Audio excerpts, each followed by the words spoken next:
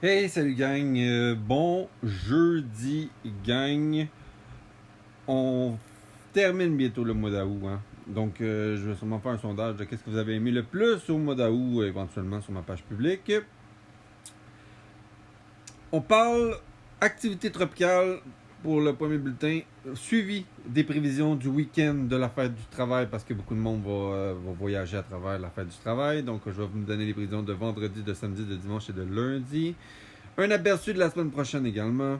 Et un aperçu également de la fraîcheur qui s'en vient. Et oui, est-ce fini l'été? Est-ce terminé l'été? J'en dis pas plus. Évidemment aussi, je vais vous présenter très bientôt les prévisions pour l'automne. Vous avez déjà des aperçus qui se pitchent d'un bord puis l'autre des médias, là. Mais bon, vous n'avez pas eu les miennes encore. Donc, il y en a qui vont être surpris parce que je vais mettre des dates clés que vous devriez apprendre selon vos secteurs. C'est ça que je suis en train de travailler. Voilà pourquoi c'est plus long avant de diffuser la prévision de l'automne. OK? Sont certaines, ça ressemblera à rien aux 3 dernières années. Ça, je peux vous le dire. Je vous le garantis. Les 3 dernières années où il a fait des chaleurs, là, fin septembre, début octobre, même milieu octobre, là, oubliez ça tout de suite. Ça ne se reproduira pas. Je vais vous expliquer pourquoi. Bon, première chose. Activité tropicale. On surveille évidemment l'ouragan Dorian qui va être force majeure. Quand on dit force majeure, ça veut dire une catégorie 3 au courant de la journée de demain. Donc à surveiller demain après-midi, demain soir, devrait être en catégorie 3, ce qui considère un ouragan majeur. Et aux portes de la Floride, donc dimanche, lundi, on pourrait également même parler d'une catégorie 4, donc à surveiller avec des vents très importants de ce côté. On va surveiller également la semaine prochaine le déploiement et les restes de Dorian et les impacts sur le Québec avec les systèmes dépressionnaires qui vont frapper nous. OK? Parce qu'il n'y a pas beaucoup de systèmes dépressionnaires la semaine prochaine. Mais l'ouragan pourrait changer la map des systèmes dépressionnaires si jamais l'ouragan vient dans notre secteur. OK. Tempête Erin, qui est maintenant une dépression post-tropicale. Dépression qui va donner énormément de pluie du côté de Natashquan, la basse côte nord surtout. Okay? Donc, de ce côté-là, on parle vraiment des quantités de pluie qui vont varier de 50 à 90 mm qui se commencent en fin d'après-midi, soir et nuit, jusqu'à demain après-midi, de ce côté-là. Okay? Je vous montrerai les visuels tantôt, vous allez mieux comprendre pourquoi que je vous parle de ce système-là. Et également de la pluie qui s'amène pour la nuit prochaine, fin de nuit, début matin. Donc, apportez votre parapluie, il va y avoir un peu de pluie. 2-5 mm de pluie, grosso modo. Dans les territoires de l'Outaouais, des Hautes-Laurentides, Basses-Laurentides et une partie de la Nodière, on pourrait aller chercher près de 5 mm ou un peu plus, dépendant des zones de pluie plus intenses qui vont se développer au courant de la nuit prochaine. Donc ça, c'est pour la journée de vendredi. Les vents se lèvent également en fin d'avant-midi. Et il va y avoir des bonnes rafales de vent. Donc, on va parler de 30 km à l'heure soutenues, mais des rafales qui pourraient avoisiner les 40 à 65 km à l'heure en après-midi. Gagne pour ce qui est des vents.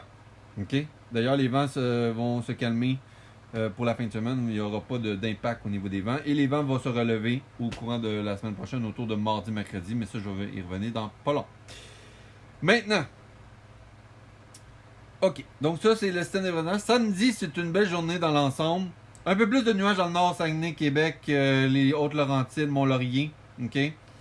Mais ça va se tasser en courant de journée.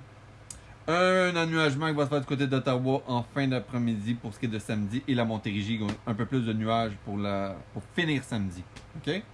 Donc, on va parler d'un ennuagement graduel. Dimanche, une journée beaucoup plus nuageuse, là. Parce qu'il y a un système qui va vraiment... 2 systèmes, un au nord, un au sud. Près de la frontière américaine, ça va donner des averses de pluie. Surtout autour de 20h, 21h. Et ça va couvrir la Montérégie, Montréal, les très basses Laurentides, le sud de la Nodière, l'Estrie, les Bois-Francs. Et c'est de passage rapidement parce qu'à partir de 4h50 du matin, c'est fini. Et on dégage le ciel pour la journée de la fête du travail. Mais il y a un retour nuageux qui va faire en sorte qu'on va avoir un peu plus de nuages. Okay? Mais il va y avoir une bonne période de soleil, surtout en fin d'après-midi, du côté de la journée de la fête du travail. Averses dispersées du côté de Granby, de l'Estrie, Lac-Mégantic, également du côté de Charlevoix et du Saguenay-Lac-Saint-Jean. pour ce qui est de la journée de lundi. Pour ce qui est de la journée de mardi, c'est là qu'on va surveiller le système et ça va arriver surtout en fin d'après-midi. Là, on pourrait parler beaucoup de pluie sur la zone de l'Outaouais et Laurentides, mais ça, je vais y revenir, même du côté du Témiscamingue, l'Abitibi, les secteurs de Parent et même jusqu'au Saguenay-Lac-Saint-Jean, ça va être à surveiller en termes de pluie. Les pluies les plus fortes pourraient arriver surtout en soirée, donc 20h minuit, pour ce qui est de mardi prochain en termes de précipitations de pluie. D'ailleurs, les températures aussi vont s'élever près ou dépassant les 25 degrés et on va aussi surveiller les risques d'orage au passage de ce système qui, là aussi, il va y avoir un risque d'orage. Assurer également les pluies plus fortes du côté de la Mauricie, les Bois-Francs et du côté de Sorel-Tracy, mais ça, c'est loin dans le temps, je vais y revenir au courant de la fin de semaine ou même la semaine prochaine pour le système de mardi à mercredi prochain. Par contre, après la journée de mardi prochain, là, gang, on drop pas à peu près les températures. Et là, quand je vous dis qu'on drop les températures, profitez de cette semaine-là parce qu'on drop pas à peu près, on passe de 24 degrés à 17. Et après ça, pour la fin de semaine prochaine, on tombe même en bas de 15. Donc, on va avoir 14-15. Les minimums vont être autour de 5. Quand je vous dis là, que la fraîcheur s'en vient, ça s'en vient. Alors, tous ceux qui ont prédit 30 degrés et plus, 8 fois et plus, laissez-moi vous dire que c'est pas cette année qu'on va l'avoir. Juste pour vous donner une idée. Et la tendance est la fraîcheur. Et là, je vous explique pourquoi. Vous savez, El Niño est terminé. Okay? Donc, le carburateur de El Niño qui envoyait la chaleur du côté de l'Alaska et dans le nord au pôle, c'est terminé. Donc, il n'y a plus de carburateur de chaleur pour envoyer ça au nord. Donc, il y a de la fraîcheur qui se crée dans le Pacifique et c'est la fraîcheur qui s'en va vers l'Alaska. Donc, ça refroidit un peu l'Alaska et ça va refroidir le pôle. Donc, ça va refroidir également le nord.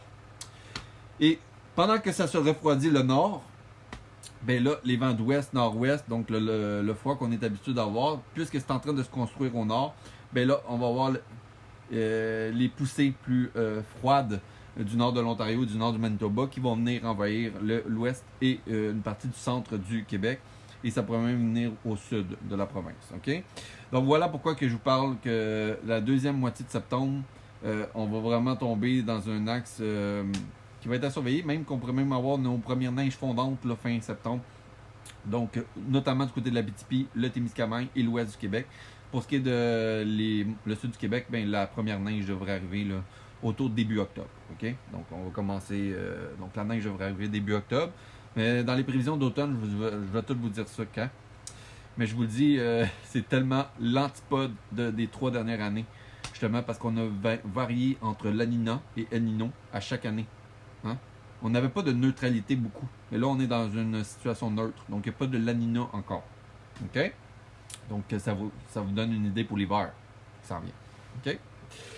Je ne vous en dis pas plus. Bon, maintenant, on passe au visuel. Des questions maintenant, parce que là, préparez-vous.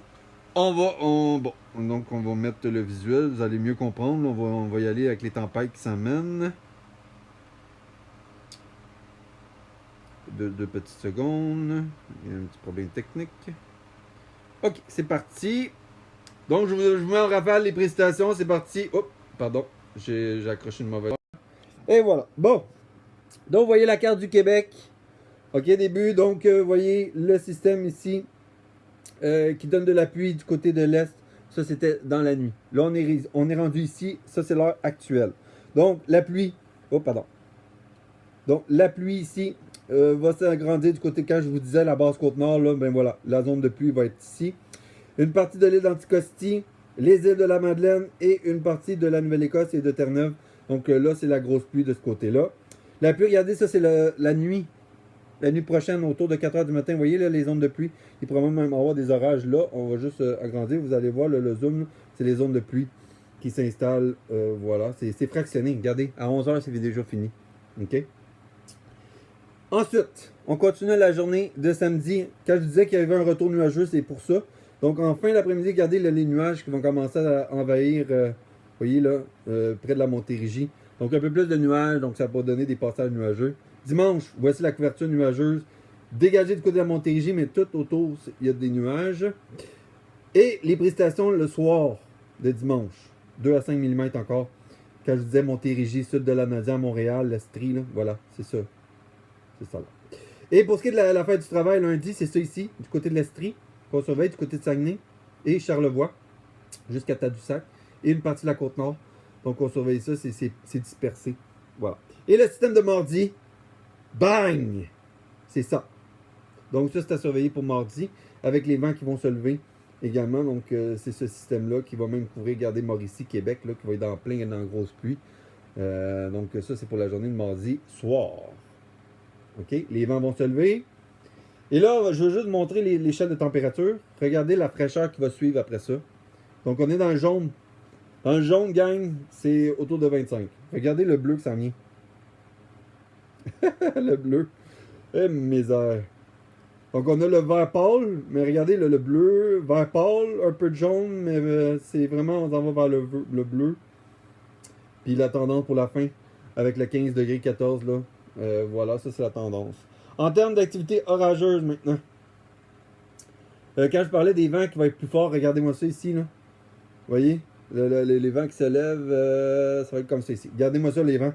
Donc, ça va aussi avoir un potentiel d'orage pour ce qui est de mardi, risque d'orage pour tout le sud et le centre du Québec. Vous voyez, les vents sont du sud. Et après ça, regardez, les vents vont tomber dans l'ouest, nord-ouest. Donc, il y a la fraîcheur qui s'amène après ça. Donc, voilà, regardez la fraîcheur. C'est exactement ça. Bon, donc voilà, ce sont les prévisions. Je vous le dis, il n'y a pas de 30 qui s'en vient pour les prochains jours. Par contre, on surveille mardi, où ce que les températures pourraient dépasser les 25 par endroit. À cause des vents du sud, donc on pourrait pousser ça jusqu'à 25, 26, 27, même 28 degrés. Mais c'est pas mal là, s'il y a un 30 de possible, c'est vraiment là, parce qu'après ça, on drop près de 20, 23, 24. Mais les nuits vont tomber à 6, donc après ça, les nuits vont être en bas de 20. Les journées vont être en bas de 20 à partir de jeudi prochain. Évidemment, ça peut changer. Et pour ce qui est de la tempête d'Orient, parce qu'il y a du monde qui vont questionner par cette tempête-là. Regardez l'évolution. Donc, je vous donne l'évolution. Regardez, la tempête est là, ici. On est rendu à mercredi. Regardez, c'est statique du côté des États-Unis. Et elle ne bouge pratiquement pas. Elle reste en surplace. Donc, elle reste là. Donc, vous voyez, elle reste là, puis elle retourne dans l'Atlantique. Donc, samedi prochain, pas samedi ici, ben, la tempête est encore du côté des États-Unis. Elle ne remonte même pas encore. Vous voyez? Regardez. Donc, ça, c'est la Floride, ici, là. Regardez le surplace qu'il va faire. Voilà. Donc, il va faire juste un petit rond de même.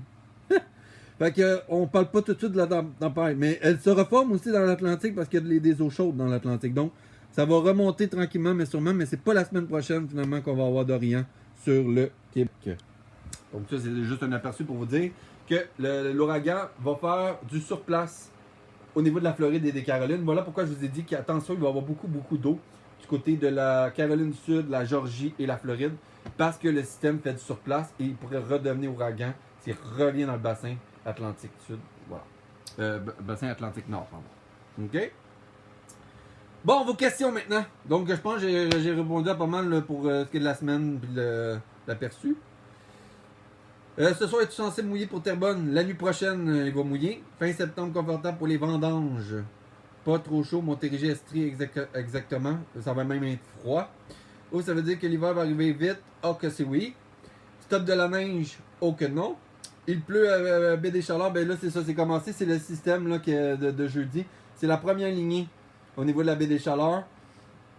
Puis après ça, il y a une autre impulsion de pluie. Donc, vous en avez encore de la pluie du côté de la Baie des Chaleurs, à péninsule gaspésienne et même le Nouveau-Brunswick. J'ai entendu dire à travers des branches que l'hiver sera très froid et plein de neige comme l'an passé. Attention, il y a les oscillations arctiques qui restent à déterminer. Donc, au niveau de la fraîcheur, attention. Parce qu'on pourrait avoir des neiges mouillées, des neiges lourdes, souvent. Et même des mélanges avec la pluie verglaçante. Donc, ça, c'est à surveiller. Les prévisions d'hiver sont encore très larges. Ils n'ont même pas sorti la prévision d'automne encore, qui sont déjà sur l'hiver. Donc, attendez avant de parler de l'hiver. Je veux savoir pourquoi on a des froids et des chaleurs d'un coup. C'est la variation thermodynamique au nord qui se déplace. Donc, le blocage thermodynamique qui se passait au nord est débloqué. Donc, ça reprend la fraîcheur du nord normalement. OK? J'ai des amis à Jacksonville, ça va être terrible si elle colle là. Oui, parce que toute la semaine prochaine, la tempête reste dans le sillon. Ça bouge pas, il y a du surplace. Demandez-moi pas pourquoi qu'il y a du surplace. Je sais pas qu'est-ce qui crée le blocage, mais il avance pas.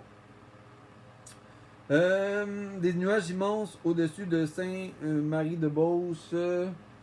Oui, ben c'est ça, l'Estrie-Beauce sont à la ligne où ce que les précipitations ont tombé du côté de Montréal hier, mais là c'est vraiment du côté de la côte nord, les secteurs de Charlevoix, le bas du fleuve, là, vous êtes dans la pluie. Même que c'est fini, je pense. Ou c'est pratiquement fini. Là. En tout cas, le gros des précipitations sont rendus du côté de la Gaspésie. Là. Ça s'en va là. Les prévisions d'automne, ça s'en vient. La date, dès qu'il me reste une donnée à aller chercher, puis après ça, je pitch ça, la prévision d'automne, mais j'ai déjà les grandes lignes là, qui s'en viennent pour l'automne. Alors voilà, c'est le live de ce jeudi. Hein? Pas pire, hein? Donc, je vous le dis, Dorian fait du sur place. L'autre, elle disparate. Donc, elle va disparaître tranquillement, mais sûrement. Les quantités de pluie sont vraiment plus importantes du côté de la basse côte nord. Également une partie du sud du Nouveau-Brunswick. Donc attention, surtout le sud-est du Nouveau-Brunswick notamment. OK? Si on s'en va du côté... bon, ça c'était au niveau des tempêtes. Quand je vous disais qu'il faisait du surplace, ben c'est pas pour rien. Et l'autre système qu'on va surveiller, ben c'est la semaine prochaine, un autre système qui va venir du Minnesota. Et qui va s'en venir vraiment au courant peut-être de lundi ou mardi, pas de la semaine prochaine parce qu'il y a déjà un système, mais de l'autre semaine après. Mais ça, c'est un aperçu encore très très long terme. Je vais y revenir parce que juste la semaine prochaine, on en a pour notre argent. En termes de soleil, la semaine prochaine, il n'y a pas beaucoup de soleil. Hein? Lundi, on a quelques heures de soleil. Mardi, quelques heures de soleil. Mardi soir, c'est de la pluie. Pluie intense, risque d'orage, venteux. Mercredi, il y a une portion 50% de soleil. Jeudi, c'est la belle journée. Puis vendredi, un réennuagement avec encore des averses de possible. Samedi, encore des nuages. Bref, on s'en va vers l'automne. Hein. Donc, il va y avoir de plus en plus de nuages. Vous savez, l'automne, c'est gris. Donc, profitez des heures de soleil. Hey, merci gang. Bonne journée.